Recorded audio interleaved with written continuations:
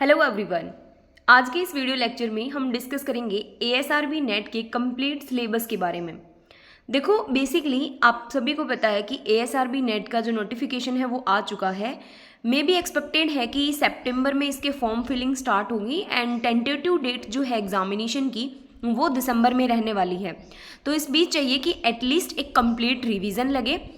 तो important points discuss करने से पहले, पढ़ने से पहले हमें कंप्लीट सिलेबस के बारे में पता होना चाहिए। तो देखो, जो प्लांट पैथोलॉजी सब्जेक्ट है उसके लिए हमें टोटल 11 यूनिट्स की स्टडी करनी है, जिसमें यूनिट वाइज उनके सिलेबस के बारे में दे रखा है। जैसे कि यूनिट फर्स्ट जो है उसमें हमें कंप्लीट करना है history and principles of plant pathology. अब देखो, हिस्ट्री में बेसिकली इंडिया के प्रोस्पेक्टिव में और वर्ल्ड के प्रोस्पेक्टिव में जो भी मेजर साइंटिस्ट रहे हैं उनके बारे में हमें पढ़ना है। उसके अलावा केमिकल्स का हिस्टोरिकल डेवलपमेंट कैसा था, physiological specialisation, cause postulates, growth, reproduction, survival of plant pathogens और जो पूरी डिजीज कोज करने का जो पूरा इन्फेक्शन साइकिल होता है, कोलोनाइजेशन, इन्वेजन और डेवलपमेंट ऑफ सिम्टम्स, ये सारी चीज़ें हमें फर्स्ट यूनिट के अंदर कवर करनी है। फिर हमारा सेकंड आता है लेबोरेटरी एंड एनालिटिकल टेक्निक्स। आप सभी ने इसे मास्टर्स के फर्स्ट सेमेस्टर में पढ़ा होगा। देखो, लेबोरेटरी और एनालिटिकल टेक्निक्स में हमें वो सारी टेक्निक्स, वो सारी मॉडर्न टेक्निक्स और मॉलिक्यूलर टेक्निक्स पढ़नी है जो कि पैथोजेंस के डिटेक्शन में हेल्प करती हैं। फिर चाहे वो इन द फील्ड प्रोस्पेक्टिव में हो या फिर किसी सीड से किसी पैथोजन का डिटेक्शन करना हो, पूरी जो प्रोसीजर है वो इसके अंदर मेंशन की जाएगी। Like southern blotting, northern blotting, western hybridisation, ELISA, PCR, सारे लेबोरेटरी के equipments, autoclave, hot air oven, जो भी आपने पढ़ा है उन सब के बारे में इस यूनिट में हमें पढ़ना है। फिर नेक्स्ट थर्ड यूनिट आती है physiological and molecular plant pathology. इसमें आप सभी को पता है कि जो आपने basically principles of plant pathology में पढ़ा है उसी का थोड़ा सा ब्रॉड वे पढ़ना है। Like PR, proteins, enzyme, toxins, किस तरीके से होस्ट पैथोजन इंटरेक्शन होता है, उसकी पूरी मैकेनिज्म क्या है, हाइपर सेंसिटिव रेस्पॉन्स क्या है, और एक्टिव ऑक्सीजन रेडिकल्स क्या हैं, tissue culture, somaclonal variations, gene promoter, hypovirulence, cross protection, यानी कि पूरी हम बोल सकते हैं कि रेजिस्टेंस वाली जो मेजर पोर्शन इंक्लूड होता है प्लांट जेनेटिक्स में, वो हमें यूनिट थर्ड के अंदर कवर करना है।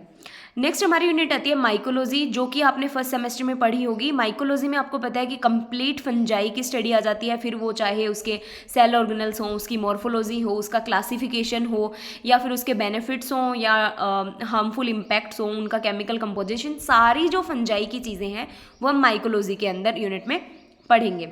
नेक्स्ट है unit 5, that is plant bacteriology. तो आप सबको पता है कि बैक्टीरियोलॉजी में आपने जितना सिलेबस कवर किया था, फिर चाहे वो मेथड्स ऑफ वेरिएबिलिटी हो, लाइक अलग अलग मेथड्स इसमें आपने पढ़े होंगे, ट्रांसफॉर्मेशन, कॉन्जुगेशन, ट्रांसडक्शन, इसी के साथ आपने हॉरिजॉन्टल जीन ट्रांसफर और वर्टिकल जीन ट्रांसफर को भी देखा होगा। और प्रोकैरियोट्स का इकोनॉमिक यूज़ क्या है, बैक्टीरिया के अलावा जो भी आप रिकेट्सिया लाइक ऑर्गेनिज्म वगैरह पढ़ते हो उन सब के बारे में भी आपको यहाँ पर पढ़ना है। प्लाज्मिड कितने टाइप के होते हैं, एक्स्ट्रा क्रोमोसोमल एलिमेंट्स जो हैं प्लाज्मिड कितने तरीके के होते हैं, किस तरीके से, ग्रोथ कर्व क्या है बैक्टीरिया का, और उसमें जो बाइमोडियल कर्व बनता है, या फिर इसके अलावा हम बोल सकते हैं डाइऑक्सिक ग्रोथ जो देखने को मिलती है, ये सारी चीज़ें हमें इस यूनिट में कवर करनी है।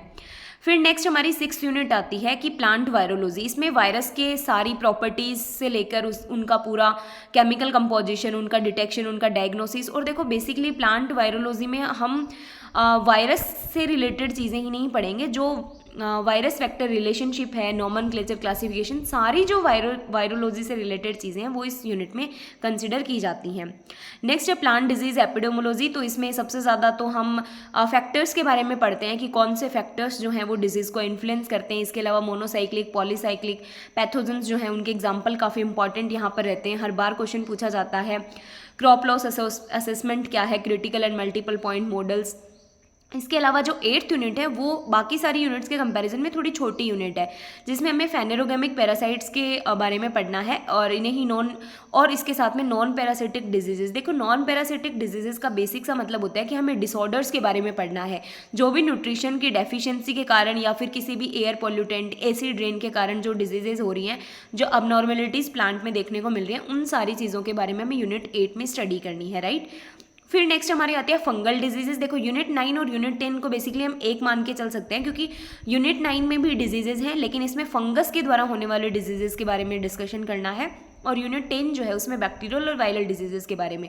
अब देखो फंगल डिजीजेस के बारे में हमें बेसिकली हम फोकस करेंगे क्योंकि टाइम पीरियड बहुत कम है एग्जामिनेशन के लिए, तो हम कोशिश करेंगे कि एटलीस्ट जो इंपॉर्टेंट फंगल डिजीजेस हैं उनके कॉजल और एजेंट, और अगर जैसे किसी भी पर्टिकुलर डिजीज़ का कोई इम्पॉर्टेंट सिम्टम है, लाइक बैक्टीरियल डिजीज़ जो है राइस की, उसका क्रेसिक एक इम्पॉर्टेंट कैरेक्टरिस्टिक फीचर है, तो इस तरीके की अगर किसी का स्पेशल फीचर हुआ तो वो एटलीस्ट आपको पता होना चाहिए।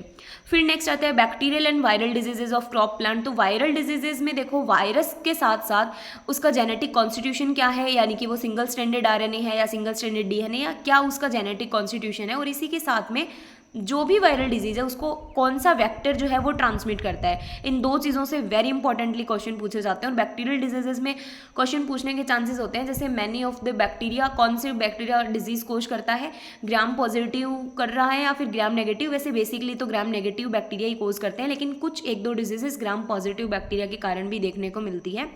इसी के साथ जो बैक्टीरियल डिजीज है उसमें पर्टिकुलर बैक्टीरिया जो है वो कौन से मोड ऑफ एक्शन के थ्रू एंटर करता है, लाइक वो हाइड्रोथोड से एंटर कर रहा है या फिर वो स्टोमेटा से एंटर कर रहा है। ये क्वेश्चंस नेट में काफ़ी पूछे जाते हैं रिपीटेटिवली। और हमारी लास्ट यूनिट होगी मैनेजमेंट ऑफ प्लांट डिजीजेज। अब देखो इसमें सारे तरीके के मैनेजमेंट इंक्लूड किए जाएंगे, फिर चाहे वो केमिकल्स हों तो केमिकल्स में केमिकल का नेचर कैसा है, क्लासिफिकेशन कैसा है फंजीसाइड्स का, एंटीबायोटिक्स का। इसके अलावा जो क्वारंटाइन मेजर्स हैं जिसमें आप नेशनल क्वारंटाइन और डोमेस्टिक क्वारंटाइन को पढ़ते हैं, कौन कौन से डिजीजेज इंसेक्ट पेस्ट के लिए क्वारंटाइन लागू कर रखा है इंडिया में।